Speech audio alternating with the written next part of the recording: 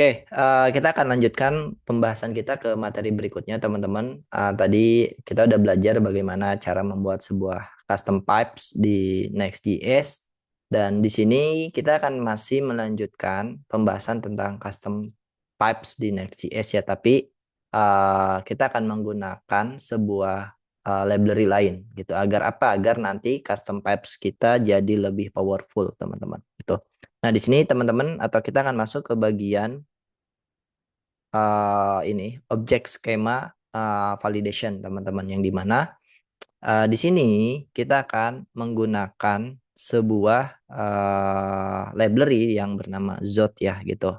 Agar apa? Agar sebenarnya biar kita tidak berulang-ulang ya di sini ya. Kalau teman-teman lihat ada beberapa approach yang tersedia gitu kan, agar objek validation yang kita buat itu clean atau dry ya, atau don't repeat yourself, itu agar kita tidak apa namanya mengulang-ulang gitu kan, apa hal-hal yang kita lakukan yang sama gitu kan, teman-teman. Nah, di sini salah satu approach yang umum yang digunakan adalah skema based on validation gitu.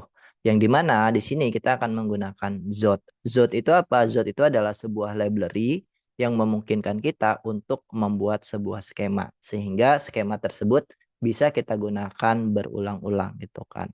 Atau kita tidak melakukan hal yang sama berulang-ulang gitu.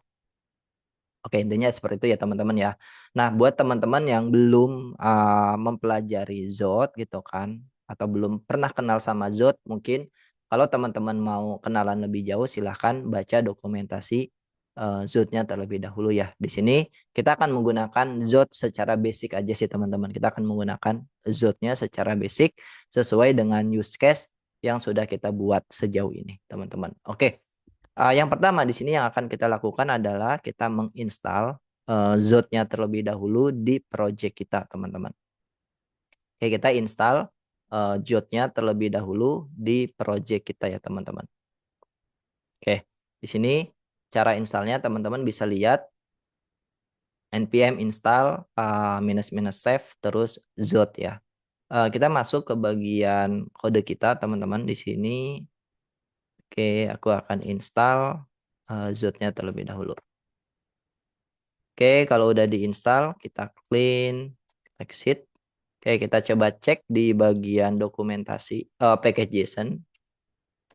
Oke, Zot-nya harusnya sudah keinstal ya. Nih, di sini teman-teman bisa lihat. Zot-nya sudah terinstall di project kita, teman-teman. Oke, lanjut. Yang akan kita lakukan adalah di sini kita akan coba buat sebuah custom validation yang lain gitu, teman-teman. Custom validation yang lain namanya adalah Zot validation pipe ya, teman-teman. Di sini kita akan copy aja kodenya. Kita akan masuk ke bagian kode kita, dan di sini kita akan taruh di bagian pipes, teman-teman. Kita akan bikin file baru namanya Zot validation pipe.ts. Oke, kita paste aja, teman-teman. Kita paste. Oke, kode yang ada di dokumentasi. Yang dimana intinya di dalam kode ini, teman-teman, kita akan melakukan sebuah pengecekan dengan metode bawaan daripada si Zot.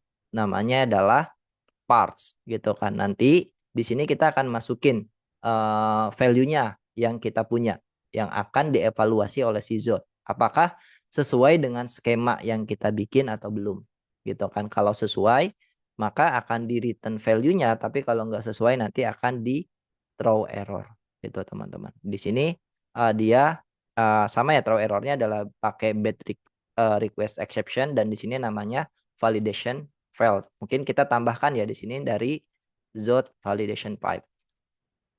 Gitu, biar kita tahu bahwa ini adalah dari sini message-nya.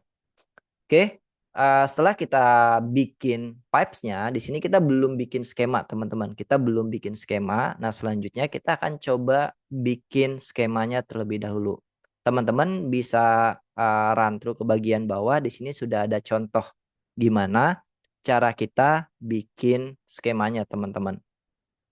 Cara kita bikin skemanya di sini kita akan copy aja dari kode yang disediakan oleh si Nest.js-nya. Kita balik lagi ke bagian kode kita, teman-teman.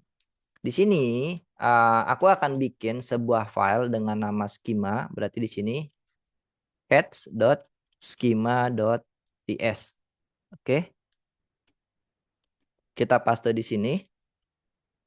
Oke, di sini yang kita butuhkan adalah create zotnya kita import dari zot, kita bikin skema, teman-teman. Skema dalam bentuk objek, teman-teman. Lalu di sini kita bikin properti-properti yang memang kita ingin validasi. Misalkan kita pengen namanya adalah sebuah string.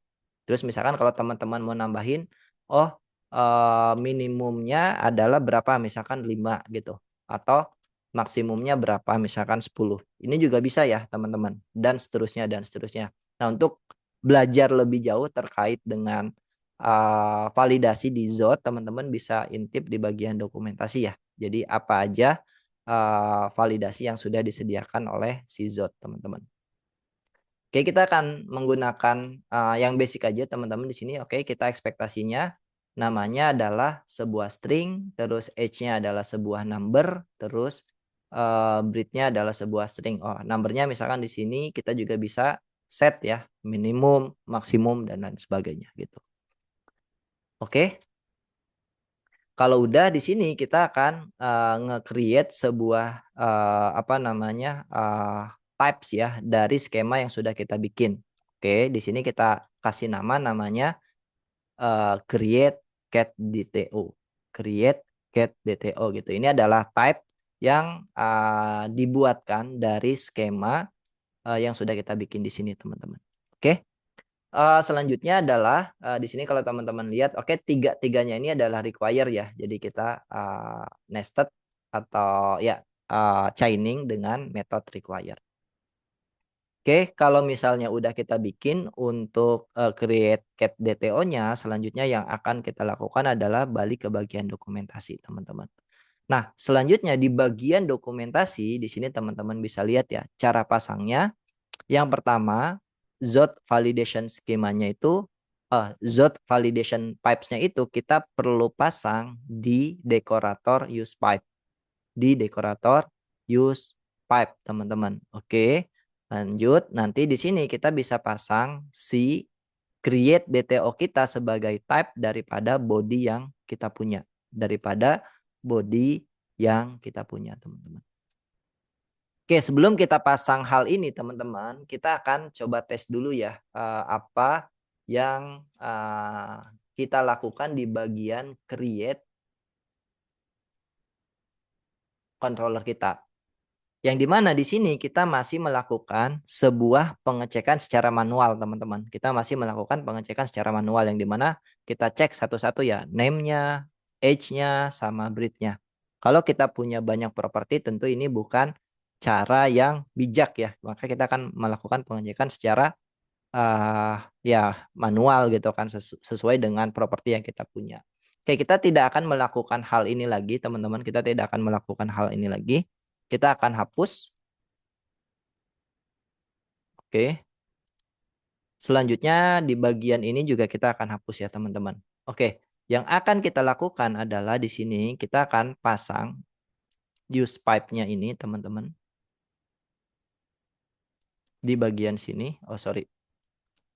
Di bagian sini. Oke. Di bagian terus nanti bodinya kita bikin ya. Kita import dulu. Terus ininya juga kita import. Ininya juga harusnya kita import. Udah kita import belum skemanya? Oke, udah ya. Udah kita export. Berarti di sini kita tinggal import. Oke. Selanjutnya yang akan kita lakukan adalah setelah kita memasang Zot validation pipe-nya, yang akan kita lakukan adalah di sini kita akan menggunakan dekorator body ya, gitu kan.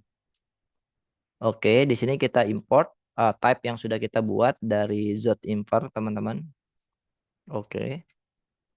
Ini namanya boleh teman-teman sesuaikan ya, mau namanya body juga boleh ya. Body. Terus Kalau udah, selanjutnya adalah di sini kita tinggal masukin ke function create kita di dalam cat service-nya ya teman-teman gitu. Jadi di sini kita akan ganti jadi body gitu. Dan di sini mungkin datanya kita ganti jadi data dari body. Oke, body teman-teman. Oke. Oke, cara pemasangannya seperti ini aja teman-teman, cara bindingnya. Jadi kalau teman-teman sudah bikin Zot validation pipe-nya, teman-teman di sini menggunakan use pipes, dekorator use pipe, terus di bodinya teman-teman di sini tinggal pasang si type-nya gitu kan. Oke, sekarang kita akan lihat hasilnya ya teman-teman. Kita akan lihat hasilnya di bagian create ini. Misal kita mau menambahkan kucing baru. Yang dimana misalkan datanya di sini kosong ya, name sama breednya. Oke, di sini masih ke create ya. Create cat tapi namanya kosong. Berarti belum jalan ya teman-teman ya. Untuk bagian sininya coba kita akan lihat Zot validation-nya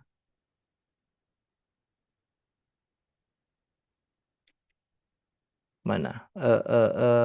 Coba kita akan intip apakah masuk ke sini. Console.log value ini value. Oke, kita lihat dulu ya teman-teman. Kita save lagi value-nya kita intip. Oke, masuk ke sini ya. Name, age sama breed ya. Cuma oke berarti di sini skemanya nggak jalan ya teman-teman ya. Schema.parse. Oke.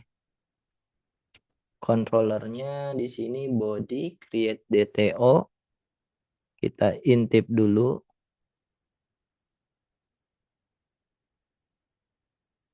Oke, kita akan lihat ya.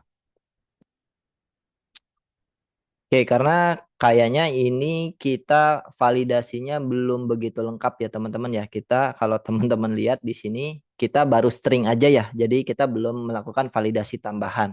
Oke, coba kalau misalkan propertinya nggak kita kirim ya, apa yang akan terjadi teman-teman? Name-nya misalkan nggak kita kirim, nah baru muncul error. Oke, baru muncul error ya, validation failed dari Zot validation. Ini sesuai dengan yang kita mau. Oke, kalau teman-teman mau misalkan oke, ini udah jalan ya sebenarnya ya, udah jalan ya teman-teman. Aku nggak ngirim misalkan age-nya di sini. Coba ya, apa yang akan terjadi? Nah, ini masih tetap ada error ya. Cuma masalahnya di sini kalau kita kirim string kosong, dia tetap masuk gitu. Tapi kalau misalkan teman-teman mau, oh dia at least ada satu gitu kan, ada satu, oke, ada satu apa namanya minimal lengthnya berapa misalkan min min lengthnya adalah satu misalkan oke kita coba lihat possibility nol apakah bisa di sini pakai min coba ya kita tes ya di sini name-nya kita kasih kosong oke bisa ya coba breadnya di sini misalkan Anggora satu oke tetap bisa ya teman-teman kita kasih A misalkan namanya oke masuk. Oke, jadi tadi kalau teman-teman mau menambahkan validation-validation yang lain, ya silahkan teman-teman tinggal chaining dengan metode-metode yang sudah disediakan oleh Zot ya. Tadi kalau kita cuma, oh dia mintanya string gitu kan, dan kalau kita kirim apa gini aja ya berarti string kosong juga masuk gitu. Dia akan ngevalidasi kalau numbernya bukan string aja teman-teman. Misalkan kita kirim di sini 100 gitu kan. Nah, nanti akan ada error. Nah gitu karena bukan string. Tapi kalau string kosong dia akan tetap masuk gitu kan. Nah kalau teman-teman mau nambahkan validation yang lain ya teman-teman tinggal chaining aja gitu. Tinggal chaining aja dengan metode-metode yang sudah disediakan oleh si Zod gitu. Oke, jadi intinya di sini kita sudah membuat sebuah custom validation dengan menggunakan Zod agar custom validation yang sudah kita buat, custom pipe validation yang sudah kita buat lebih powerful, teman-teman gitu. Jadi di sini untuk penggunaannya untuk bagian Zod validation-nya teman-teman bisa apa namanya copy paste dari dokumentasi dan mungkin di sini untuk bagian bed request-nya atau teman-teman kalau mau adjustment dan lain sebagainya bisa teman-teman lakukan di bagian sini. Lalu yang berikutnya yang perlu teman-teman buat adalah bikin skema gitu dari Zod object gitu kan. Nanti teman-teman tinggal tambahkan properti apa aja yang mau teman-teman validasi dan validasinya seperti apa silahkan teman-teman sesuaikan.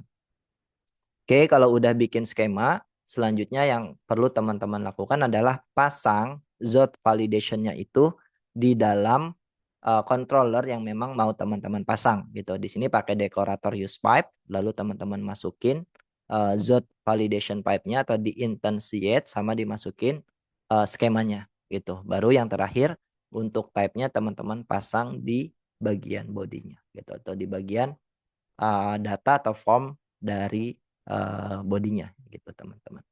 Ini aja untuk pembuatan Zod validation pipe di Nest.js agar pipe custom kita jadi lebih powerful. Teman-teman. Dari Bapak Pari silakan kalau ada pertanyaan. Oke, oke ini mantep banget ya dengan si Zot ini. Kayaknya kita bisa bikin validasi dengan gampang ya. Jadi nggak perlu bikin if panjang ya di controllernya. Betul, I betul. see.